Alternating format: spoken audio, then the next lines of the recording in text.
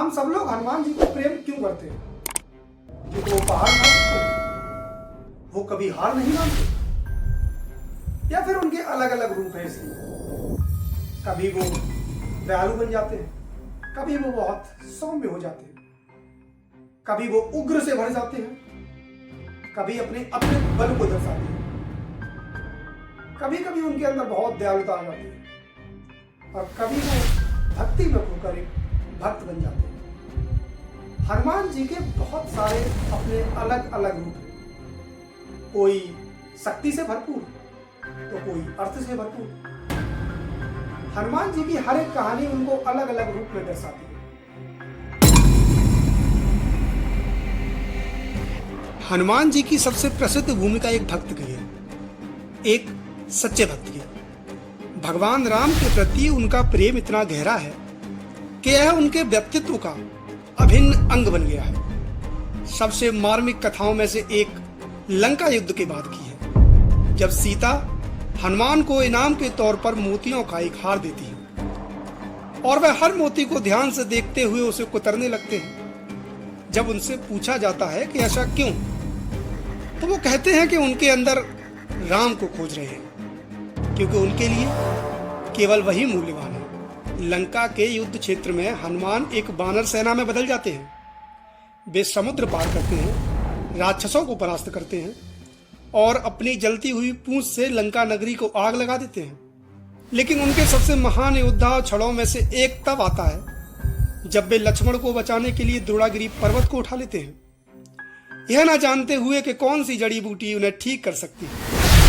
हनुमान समय न बर्बाद करते हुए पूरा पर्वत ही उठा लेते हैं। हनुमान जी से हमें अपने जीवन में बहुत कुछ सीखना बाकी है, और अभी तो बहुत कुछ सीखेंगे।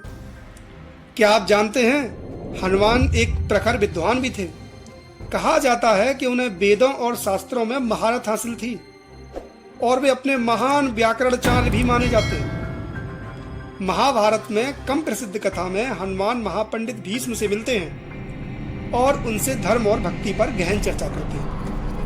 हनुमान का एक चतुर और शरारती पक्ष भी है। बचपन में उन्होंने एक बार सूर्य को फल समझकर उसे हत्याने के लिए आकाश में छलांग लगा दी थी। बाद में जब वे सीता माता की खोज में लंका में प्रवेश करते हैं, तो वे भेष बदलकर अपना आकार छोटा करके पकड़े जाने पर वे खुद को बांध लेते हैं और उसी क्षण मुक्त होकर नगर को जलाकर राख कर देते हैं। उनकी चालाकी सिर्फ मनोरंजन के लिए नहीं होती, बल्कि हमेशा एक बड़े उद्देश्य की पूर्ति के लिए होती है। हनुमान जी को उपचार से भी जोड़ा जाता है। उनकी सबसे प्रसिद्ध उपलब्धि संजीवनी बूटी लाने के लिए हिमालय की ओर जाना, उड़ना और लक्ष्मण के प्राण बचाना है। भारत में कई हिस्सों में हनुमान जी को बीमारियों से बचाने वाले देवता के रूप में पूजा जाता है। खासकर पहलवानों, सैनिकों और शारीरिक शक्ति चाहने वालों के बीच। कुछ मंदिरों में तो मंगलवार और शनिवार को अच्छे स्वास्थ्य और साहस के लिए विशेष प्रार्थना भी की जाती है। तो देखा आपने, हनुमान जी के जीवन से हम क्या क्या सीख सकते हैं। हनुमान जी के जीवन से सीखने के लिए बहुत कुछ है।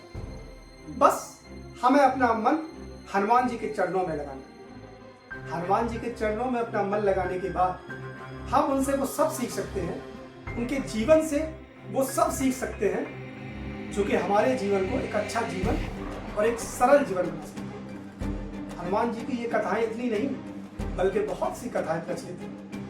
हनुमान जी देवताओं में सबसे महान, अतुलित बल के प्रतीक और सबसे प्यारे देवता माने जाते हैं। यहाँ तक कि अगर मैं कहूँ तो छोटे छोटे बच्चे भी हनुमान जी को बहुत प्यार करते हैं। हनुमान जी को तो सभी प्यार करते हैं और हनुमान जी सबके प्यारे हैं। इसी बात को लेकर वीडियो पर नीचे कमेंट में जय श्री राम लिखना ना भूलें और हनुमान जी की जय करना तो बिल्कुल ना भूलें।